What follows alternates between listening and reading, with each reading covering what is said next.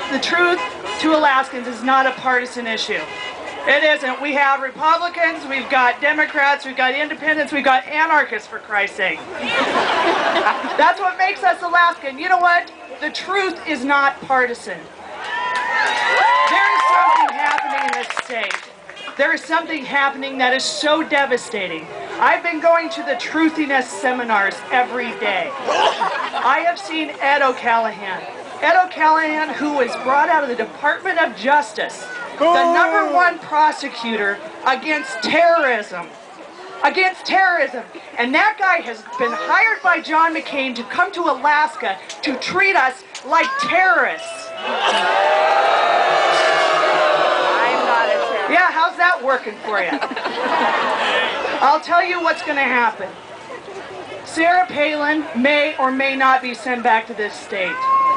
It doesn't matter. On November 5th, we have political shrapnel from one end of the state to the other with what the McCain-Palin campaign has done to us. They've come in here, they've smeared Walt Monaghan. You know, I got to interview Sarah Palin about this Monaghan thing. I did. And I said, wow, what did you think when you heard the Frank Bailey tape? And you know what her response was? Huh. Really, I just wondered if the troopers, if they taped all their conversations. That was her first response. That was her first response. Oh, I wonder how much else they got. That was a giant flag. You know, she also called in. I got to talk to her on the day of the nomination. Because, you know, I was hanging out with Palin bots. Because that was the one way I could get to talk to them. And you know what? She called in, she said, today is a historic day for Alaska. It's a historic day for Alaskans. And she was right. Everybody knows about moose hunting now. And apparently, I'm qualified because I can field dress a moose. I could be vice president.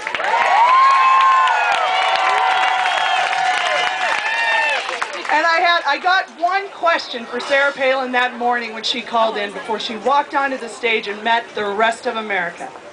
And I said, you accepted?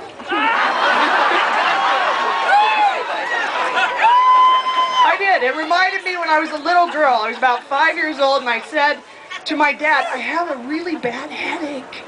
And he said, he pulled out his pocket knife and he said, oh, I can fix that for you. And I thought, oh my gosh, he loves me and he's volunteering for brain surgery. No, you will hurt me. That's what Sarah Palin did when she accepted this nomination.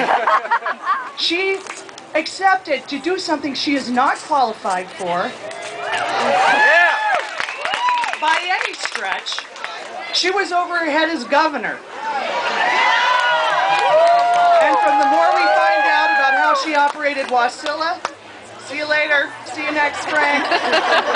The more we know about how she operated as mayor, what do you think? Recall Palin?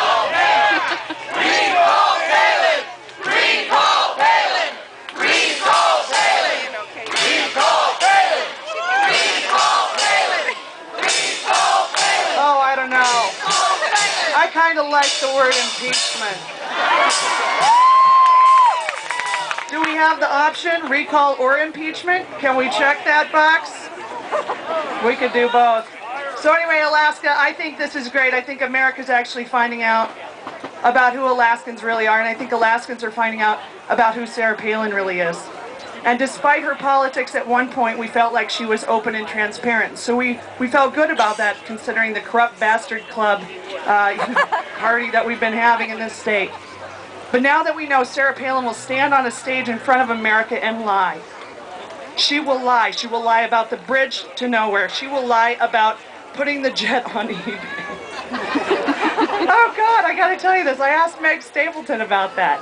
Meg, you know, Meg should be the spokesmodel for Red Bull right now. She's so wound up.